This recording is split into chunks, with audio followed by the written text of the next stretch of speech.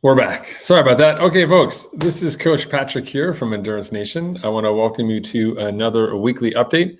This is an opportunity for us to connect. Normally during the month, I will do 3 separate 15-minute videos where I talk about a specific endurance topic and then answer your questions.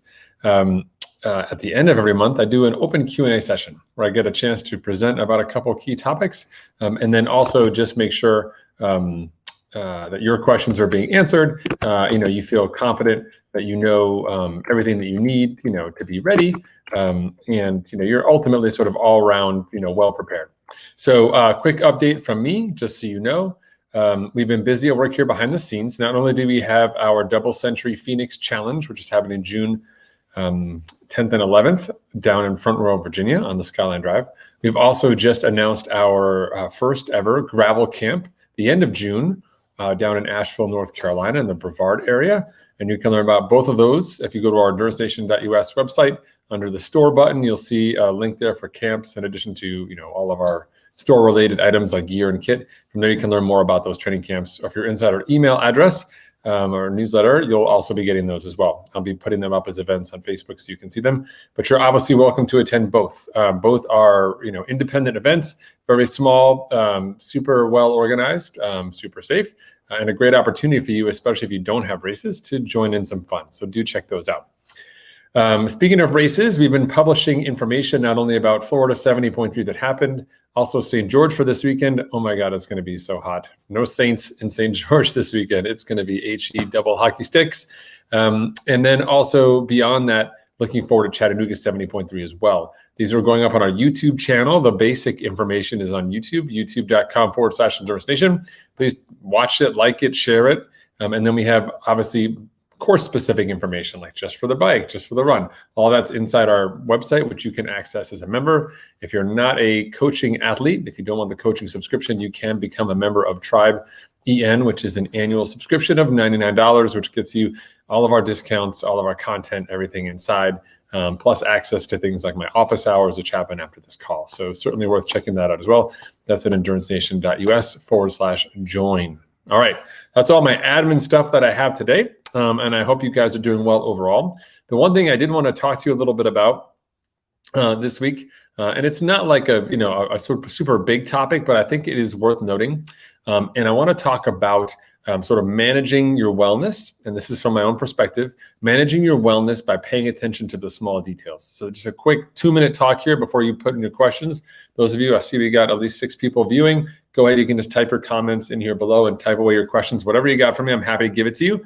At least give you my best possible answer. But in terms of managing your wellness by paying attention to the small details, what do I mean?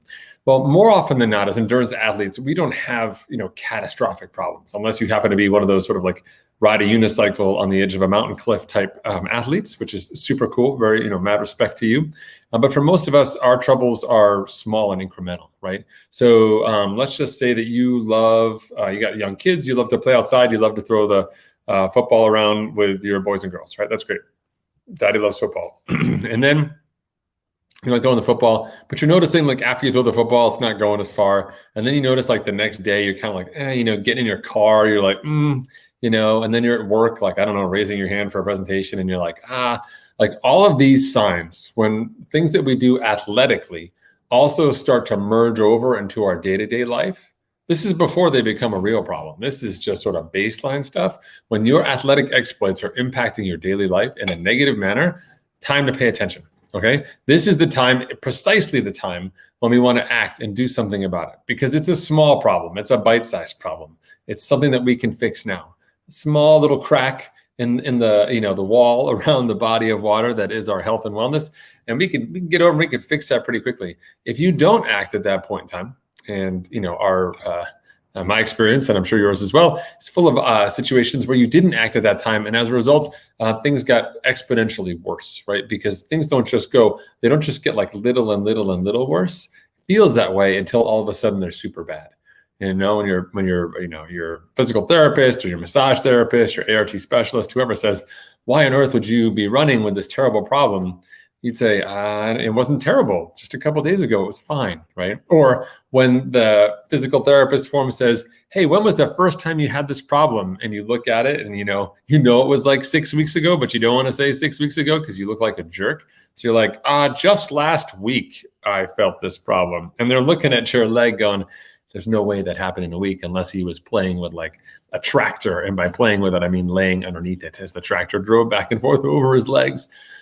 So really paying attention to those warning signs so we know that something is not right. Think about your day-to-day life as sort of you as an athlete in your world, right? Athlete cooking, athlete at the grill, athlete mowing the lawn, athlete food shopping, athlete whatever. And in those spaces, you're highly attuned to your body, right? Carrying the grocery bags, walking to and from the car, all the things like that. And so when you start to notice that world is narrowing because of physical limitations, it's important that we act, right? And this is the time that we want to do it because subtle changes can make big differences in a positive way. I talk about this in our habits guide, which you can find at endurancenation.us/habits, where we create very specific healthy habits to counteract problems like these. Okay, so you've gotten into this, say, shoulder problem because you have an excessive football tossing problem with your kids, right? Something's just not right. Probably a problem you've had, maybe a fall when you were younger or a fall when you were on your bike. Either way, your shoulder's kind of not 100% and you're noticing a little bit. So we have some couple options just to drive down this road real quickly with you. We can obviously stop throwing the football for a little bit or just catch, let them throw for a change. Why don't you give up the ball there, Dad? Okay. Option 2 is do a different sport. Get a racket, play badminton, play pickleball, do something different, right? Play croquet. I don't know, whatever your jam is. That's cool. Do something different. And then third of all, let's take a look at what's going on with that shoulder in terms of mobility stuff, right? Like do some stretches, see how you feel. Do we need to do some strengthening exercises?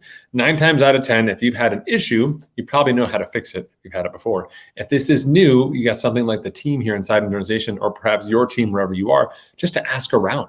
Right. Number one thing you should do not pick up your phone. Do not go to Google because when you Google something, it's going to tell you that you're just about to die, no matter what it is. I'm convinced there's an organization out there that takes whatever medical ailments are and draw them right to like the instant, death place. Like the same people who do all of our weather, for example. Always, every next storm is the worst storm ever. But instead, talk to your friends and training partners because if it's an athletically related injury, 9 times out of 10, they as athletes have had a similar issue or they as athletes have been asked about that issue or have an idea or know someone. That's a great place to start. A lot of times people don't like to feel, like I'm kind of being, not really saying the truth or, I don't want to bother my friends, etc. That's what they're there for. That's what we do inside the team. That's what the team is for here inside Endurance Nation. And I could be talking to someone who's an orthopedic, surgeon, someone who's a neurosurgeon. I could be talking to someone who's an accountant. I could just to be someone who just, happens to live in the middle of the country and is, an avid football thrower and has some pointers for me. All of that information, super important, goes in the hopper, and we can start making small changes now to get you on the right track, okay? So remember, take that athlete mindset that you have, where you think big picture, and let's turn that athlete mindset towards our body in the daily space, making sure that we're staying healthy by paying attention to all of the nuances of our body. As an athlete, you're highly in tune with your body and its needs. Let's leverage that to keep you healthy over the long term by paying attention to the right stuff, when we can make decisions that will turn things into the positive. All right, awesome, very cool. All right, with that said, I will now slowly step down off my soapbox and would love to hear from you guys. If you guys have questions about your training or racing, races coming up, maybe transition times for you in the year. We just released a maintenance plan for our members, an 8-week plan that was meant to bridge the gap between, early season training when we're really focused, but then you found out that your race wasn't going to happen for an extra 3 months. So you got to figure out what to do in here before you start training again. This maintenance plan fits in the middle. So maybe you've got some maintenance-like questions. I'll give you guys a second to type a little bit in there. I'd be happy to hear from you while I also sip my coffee here, 100%. And in full disclosure as well, I am going to the physical therapist later today. So that story is a story from me as well. I'm trying to listen to my body and make sure that I'm doing things right. It's easy to let little things get away from you. And sometimes the little things don't matter, right? Like I don't check my inbox every day. My friends will tell you that my phone is full of red dots. I don't answer all of the notifications right away. But when it comes to your body as an athlete, we have to be super on top of it and make sure that we're completely dialed in. We can't afford to have those things go wrong. And so for me, I've been having a little bit of knee pain when we were hiking over vacation on Mount Desert Island up in Maine, which was amazing. If you've ever had a chance to go or are thinking about it, totally go. Just gorgeous. And I was like, hey, I'm kind of hiking up and down these hills and my knee bothers me. So I'm going to go get that checked out now. I'd much rather have something to do about it now. And similarly, step one, when you have an issue that you're concerned about, is stopping the thing that hurts it, right? So I haven't been running for a week because if the physical therapist tells me to stop running and we'll check in 2 weeks, I can say I've already stopped running for a week and I'm already ahead of the curve. The hardest part for people to do when they realize they have a problem is to actually stop. In many ways, our exercise lifestyle is maybe a little bit compulsion, maybe a lot of it compulsion, and being able to step away from that is super important. All right, so I know we got like 6 more viewers now. Please, folks, if you have questions about endurance training and racing, fire it up. I am pushing the finishing touches on our gravel plan. We have over 24 athletes on the team who are doing exclusively gravel races this year, from Dirty Kanza to Belgian Waffle Ride, whichever one it is. And so we've put together this camp in June for people to come together and train in Asheville, North Carolina, which is going to be epic. And I've got a training plan to go along with it as well. 16-week plan. I'm almost done. I keep getting waylaid with actual work before putting the plan together. I know the gravel people are getting a little frustrated with me, so I'm going to get on it for sure today. All right. Vic's talking to me. Awesome. Hey, recovering from hernia surgery. Let's put this on the drop here. So we know, ready to go full on. How should I fight the urge to jump in where I left off? Oh, man, Vic, this is such a great question. You always bring the greatest questions. Folks watching at home, Vic is the man. Not only do I love Vic because he's just a great person, but he always asks really focused and personal questions, right? I think that are super helpful to get with. This is a great one because many athletes deal with this. For example, I cracked my hip on a bike crash in 2010. And when I got back to exercise, I didn't know what to do, because I was like, is this normal? Is it not normal? I've broken a bone in my foot, stress fracture in high school. And the doc says you can run. And I'm like, is it just going to break again? I don't know what I can do, what I can't do. And so, right, this is a really important question, not only because you had the hernia, but also because you've had to heal from the hernia, right? And that healing takes time. So it depends, obviously, the type of surgery they were able to do. If you were laparoscopic and things were okay, that's great. If it was obviously more extensive surgery, the repair, in terms of the abdominal wall and everything they needed to do may be a little more significant for you.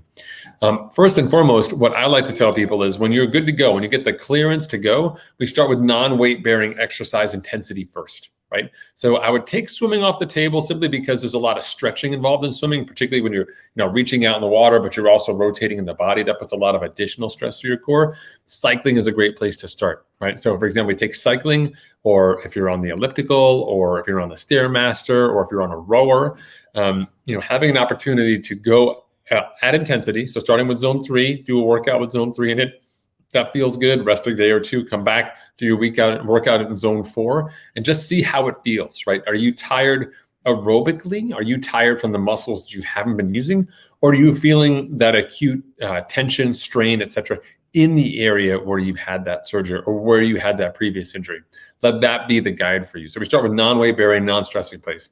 If that feels good, of course, all the while you're doing your PT, you're doing your stretching, you're doing your walking, you're being active all the other days.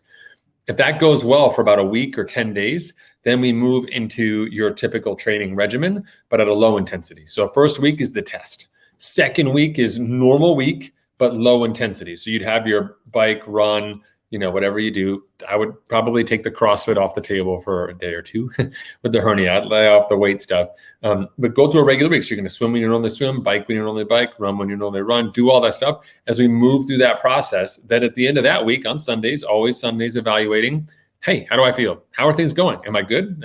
Where am I infrastructure wise?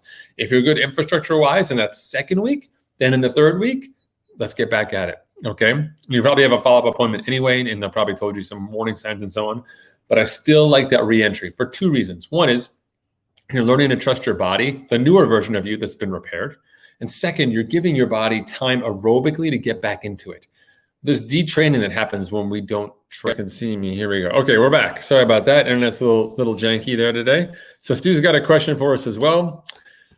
and no worries about the advice. Happy to help. I appreciate you being a fan. So, all right, training for Aquabike Championships in Holland, epic, 19 weeks to go, long course, going to be competitive for sure. Would you recommend the bike training strategy should change greatly from one you would use for a normal Ironman? Oh, hey, okay, not having done an Ironman for what's the longest ride I should be aiming for? Sure. Okay, so interestingly enough, with the Aquabike, the pacing strategy is different in a race than we would normally have, right? Because there's two things to think about. One is obviously there's no run. So in a normal long course race, a huge part of the bike is about fueling and exiting the bike pretty neutral in terms of like calories burned, calories consumed, maintaining our stored glycogen. So we can head out on the run where we can eat significantly less while we're running and still be successful. When we take that out of the equation and say, you know what, I can finish the bike and be finished with my fuel, there's an advantage there.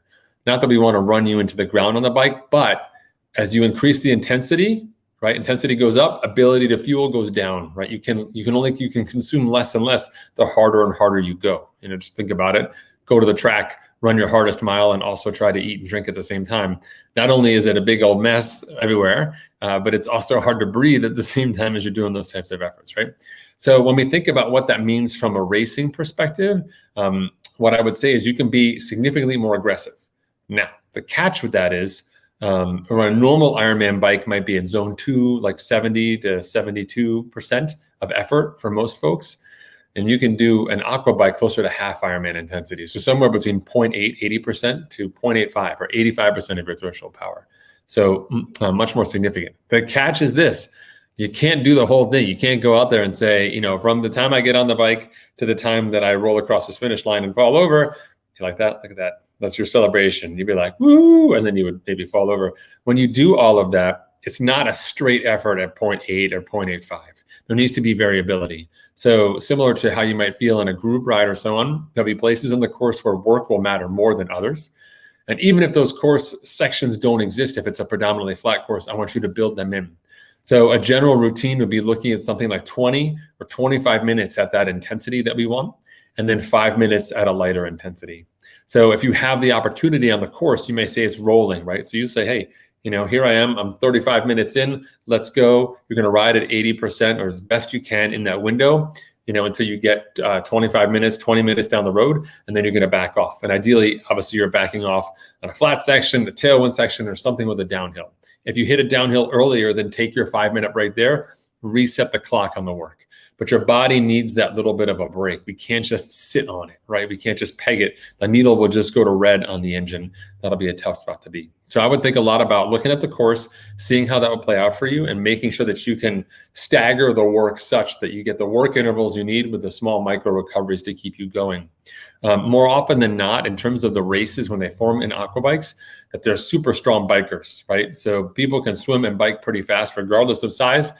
But on the run, obviously, it's different. So you have to understand that there will absolutely be a pack of people who are trying to get away. So your job early in the bike, unlike a traditional Ironman, would be, you know, can I go once I'm settled? Can I go hard for a few minutes? Either, you know, latch onto a group going by me, or bridge up to a group that's in front of me to kind of make that break, make that group to stick with, and then ride. So the two little considerations for you to think about. Long ride, we usually tell people 6 hours or 112 miles, whichever comes first. If you did 2 6-hour rides, that's great. In terms of our normal protocols, this far out, I would recommend sometime between now and 10 weeks to go that you do put in a big bike weekend. So back-to-back long rides, they could both be 5 hours or a century. Not hard, but just resetting that aerobic clock and that mental understanding of what work is. All right, super helpful stuff. Thanks so much for asking, Stu. I really appreciate it. Love the opportunity to give you guys some good answers as well. And my apologies to the internet connection. Always at home can be friction for sure. All right, awesome. Last call for questions. I have office hours here shortly with the team. We use our chat app and we're in the voice chat. So you get to put your headphones in, walk around the office like you're actually in an important work call, and then talk to me there, which would be awesome. All right. Stuart, no worries. Happy to help out. Always got lots of resources, and you should, Google Endurance Nation and Aquabike, or Race Execution and Ironman for Endurance Nation. There's a lot of free resources out there for sure. We do have an Aquabike plan inside the team, and when I built it, very similar to what I discussed, which was sort of capitalizing on the Ironman buildup as a resource, which is helpful. All right, no worries. Okay, last call. I've got my delicious lunch because I always eat things out of massive bowls. For those of you who are dying to know, 2 apples chopped up, full fat yogurt here, just about 2, maybe a cup and a half, maybe 2 cups. I usually go overboard with the yogurt and some honey on top. Loving the healthy food and loving the protein, all about the protein. I can only eat peanut butter with apples so much. So I'm going to almond butter now, and now I'm going to do a little bit of yogurt time, which is helpful. All right. Okay, guys, thank you so much. Well, this will be recorded and posted to Facebook, so you'll have it up there as well as a resource.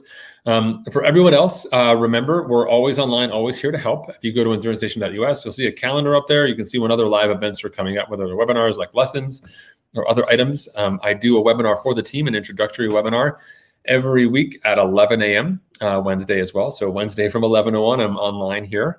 And happy to help you out, how to explain Endurance Nation, make sure that you got the resources you need, tell you how we can help you out. Otherwise, it's time for me to go and get back to the community. Lots of busy stuff going on. Like I mentioned, that gravel plan, which I'm pretty sure I'm going to have to answer some tough questions about here. In about 6 minutes. So I better get to work on it. I want to say thank you. I appreciate you guys joining us. We'll be back next Wednesday with another episode here, 12 p.m. here on Facebook. You'll see the event. Until then, definitely go check out EnduranceNation.us. Check out the store button. Underneath there, you'll find our camps. Go to the camps, and you'll see not only the double century ride we've got coming up in early June, but our gravel camp as well. Would love to have you join us. Camps are a great way to not only build some fitness, but have a crap ton of fun as well. All right. Thanks, folks. Have a fantastic week. I'll talk to you guys soon. Bye now.